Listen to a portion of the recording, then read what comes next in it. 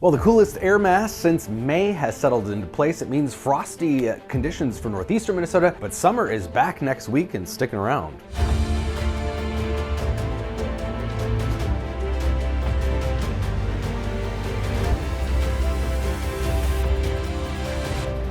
So temperatures were pretty chilly already this morning in northeastern Minnesota. Widespread 40s and some 30s, mostly mid to upper 30s for a few spots, but Seagull Lake up in the Boundary Waters did reach the 32-degree mark. That's the only spot, but we're going to see many more of those tonight as temperatures drop even further.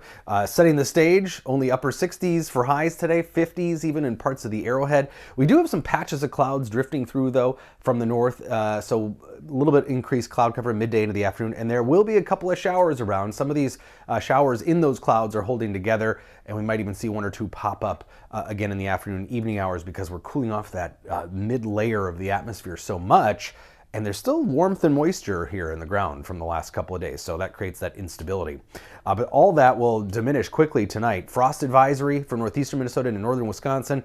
Iron Range cities and areas inland from Lake Superior will likely see at least patchy frost, if not widespread frost on parts of the Iron Range. So everywhere I've kind of circled here, northeastern Minnesota and northern Wisconsin, widespread 30s, 40s for most of us in southern and western Minnesota, and the first sub 50 reading in the Twin Cities since May 25th.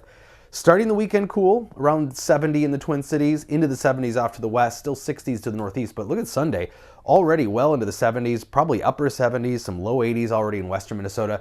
And that temperature trend will continue rapidly upward as we head into next week. There's lots of heat in the northern hemisphere still. You've heard about the heat in Phoenix. There's been record heat in Scandinavia, so no reason for it not to be continued warm here into at least the first half of autumn with that upper level ridge. In fact, by the middle and later part of next week, mid to upper 80s are looking likely. Some of the models have us, even in the Twin Cities, hitting 90. I think it's likely we will see some 90-degree readings in western and southern Minnesota next week, so get ready for that. It will be a dry heat, however. That's the nice thing about September. We don't typically get real humid days.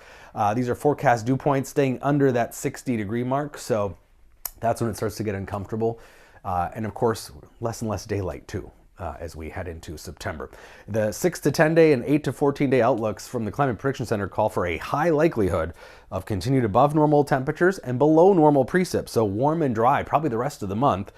These are some of the longer term models. The European model has it very warm across most of North America through the remainder of September into the start of October. And a reminder, September is our fastest warming month by far in the warm season. So we've talked about this before. Summers are getting longer in Minnesota. June is rapidly warming, September rapidly warming, July and August staying pretty much the same. So what's happening is summers are starting earlier and ending later. That's the big trend in the warm season.